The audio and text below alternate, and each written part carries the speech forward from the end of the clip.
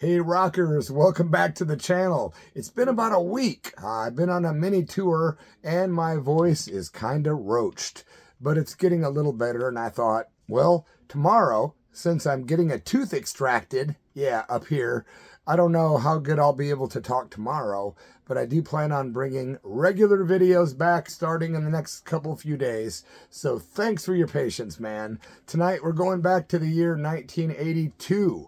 When I was 16 years old. Yep, I was thinking about the GEILS band today, and I thought, man, I saw those guys. And it all came back to me. Well, a lot of it came back to me.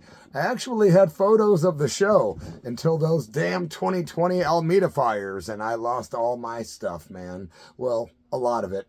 But it was the GEILS band and the MOTELS. Peoria Civic Center, Peoria, Illinois, August 19th, 1982. The price for the concert was $10.50. The show started at 7:30 p.m. It was the GEILS band Freeze Frame tour. Yeah, and this was like the first year that the Peoria Civic Center was open. There's a story on this channel about seeing Genesis there. I believe one of the very first shows they ever had there. You can scroll the videos channel of this YouTube channel, or the video section, I should say, and you can find all kinds of cool rock, punk, and metal stories. I was 16 years old. Of course, the MOTELS and GEILS were very active in heavy rotation on MTV, which started out in about 1980. So by 82, MTV was a very popular hangout for many people, lots of teenagers and rockers, because it was so diverse in all the videos that it brought. And the MOTELS and GEILS band were all over MTV. So this was a pretty big concert for us in Peoria. The GEILS, known for being a huge party band, and of course the MOTELS with their lovely singer Martha Davis. We were looking forward to the show. And I was a big fan of GEILS, especially their song Must Have Got Lost, which was a 1975 hit for the band, which reached number 12 on the charts. Back in the old days, I used to listen to Rock 106 radio before I was a DJ on there, and they would play the GEILS band Must Have Got Lost, and I loved that great rap. That song had that great intro with Peter Wolf just improvising and going off at the beginning. Great song, man. However, the band did not play that song when I saw them. The MOTELS, they were the openers. They're from Berkeley, California, best known for the singles that were all over MTV, man. Only the Lonely and Suddenly Last Summer were a couple of them. The first carnation of the MOTELS actually started in 1971, and they were originally called the Warfield Foxes. In the late 70s, they actually shared rehearsal space with the Go-Go's at the Mask, the old punk club in LA. Lead singer Martha Davis still performing to this very day. She has had a couple of breast cancer battles, and I believe she has come out on top. But again, back in 1982, the MOTELS, GEILS, all over MTV, which I would sit around and watch till like the wee hours of the morning with my purple bong, enjoying the diverse rock and roll that MTV back then had to offer. The GEILS band, formed in 1967 in Worcester, Massachusetts, featuring the great Peter Wolf on vocals and harmonica, GEILS on guitar, Magic Dick on the saxophone and harmonica and vocals, Seth Justman on the drums, Stephen Blatt on the bass, and Danny Klein was also on tour on the stage when I saw them in 1982. Of course, Love Stinks, one of the most popular GEILS songs. Everybody knows that tune. It's been in movies. It's been all over commercials. Everyone knows Love Stinks. The video was on MTV, heavy rotation, 1980. And of course, Centerfold and Freeze Frame. And then there was also Angel in Blue. I forgot about that one too, from 1982.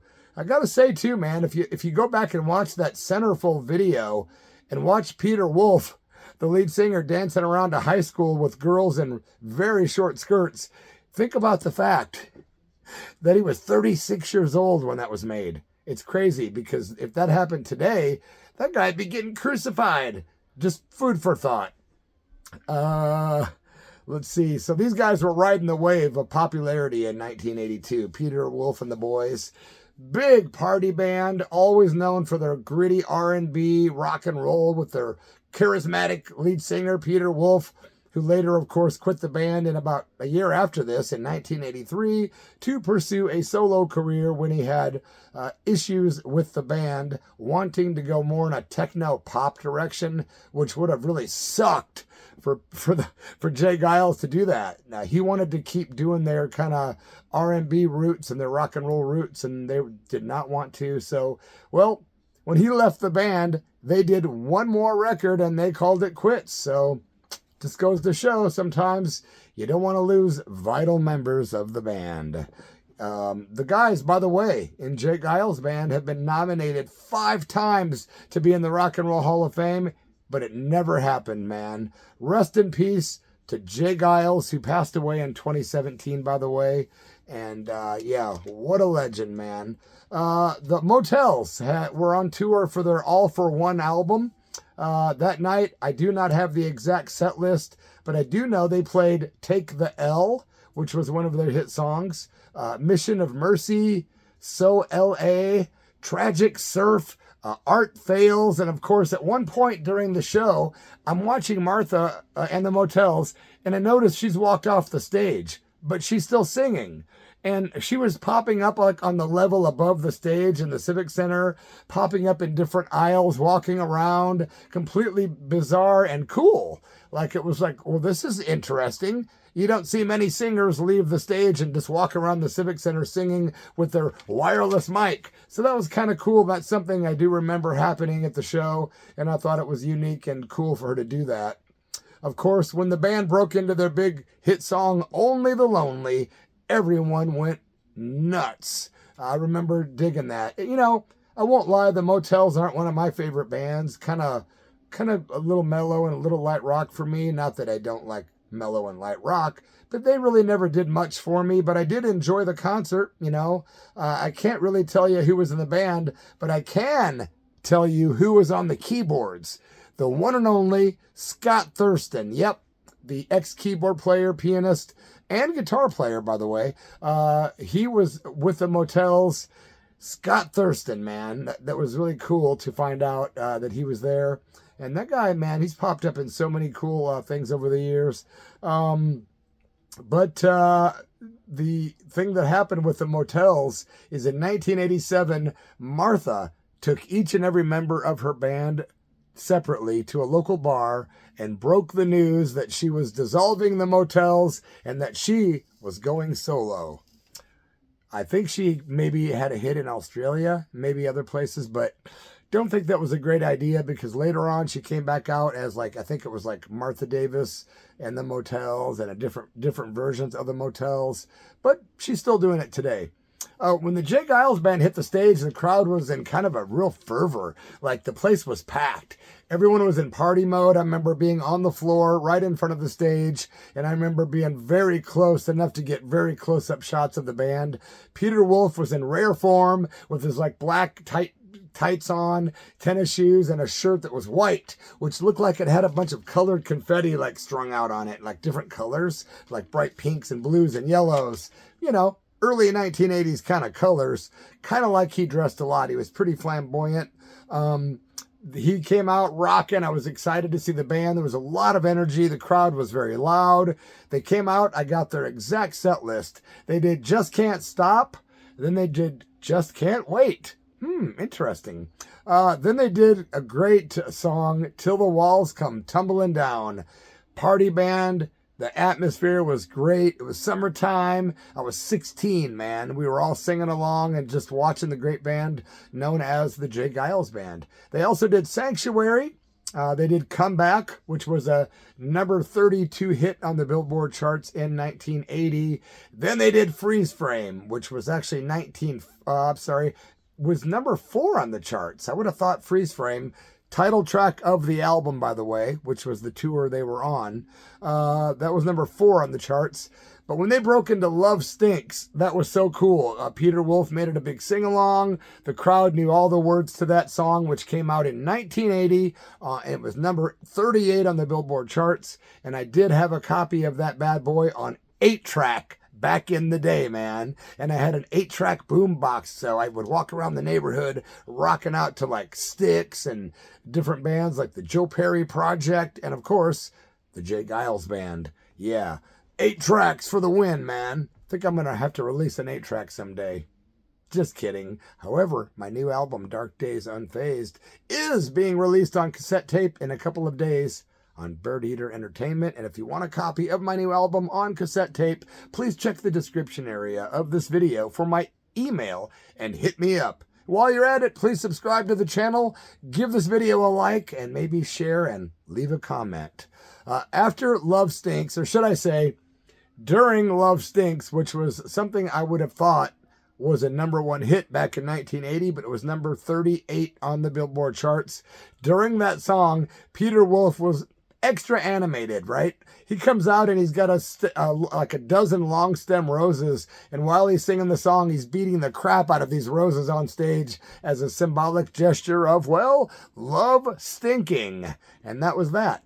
They did Looking for a Love, which was actually a cover. It was originally done by the Valentinos, but GEILS had a minor hit 1972, and when that song came in number 39 on the Billboard charts, Looking for a Love. Then they did Ain't Nothing But a House Party. What a killer tune, man. I really felt like I was at a party watching the GEILS band on stage. These guys were just very uppity. You had Magic Dick up there on the saxophone and blowing the harmonica. You had Peter Wolf all over the place. It was really cool, man. Big time. Whammer Jammer was next on the list. We were having a lot of fun in the Civic Center, smoking the wacky tobacco, and the place, back in those days, you could still stand up on your seats and use lighters and, well, smoke the wacky tobacco. And people were passing it around. I was just having a ball, man. They did Where Did Our Love Go?, which was a song by Diana Ross and the Supremes, of course. Great version by GEILS. When they got to Centerfold, everyone went ape crap, of course, and sang along. That was a #1 hit for GEILS band in 1982. That video was all over MTV, man. And I just used to really love to watch the GEILS band on MTV. They did a tune called Pack, Fair, and Square, which was originally done by Big Walter and his Thunderbirds. The band, of course, went over very well in Peoria, Illinois. Don't remember what the last song of the night was or the encore. I do remember leaving that show thinking, man, I'm so glad I got a lot of photos. Wish I had those to share, but I just wanted to go back in time because don't have a whole lot of stories that are like as early as 1982 on the channel, but a lot of 1980 stories nevertheless. My friends, I've got a lot more to talk about, including what went down on my mini tour just a few days ago in Davenport, Iowa and Chicago. Definitely going to do a couple of short stories about those. I got a whole lot more coming up too, and I hope you'll join me for more rock and roll tales, my friends. To the real rockers out there, I say respect. Yeah, man, I respect you. Thank you for being here, my friends. I really do appreciate you. And thanks to all the YouTube subscribers that came out to my shows in Davenport and Chicago. I really appreciate each and every one of you. And if you were there, please leave a comment below and tell me what show you were at. My friends, I'll talk to you soon. Stay young. Cheers. Long live the music of the GEILS band and the Motels.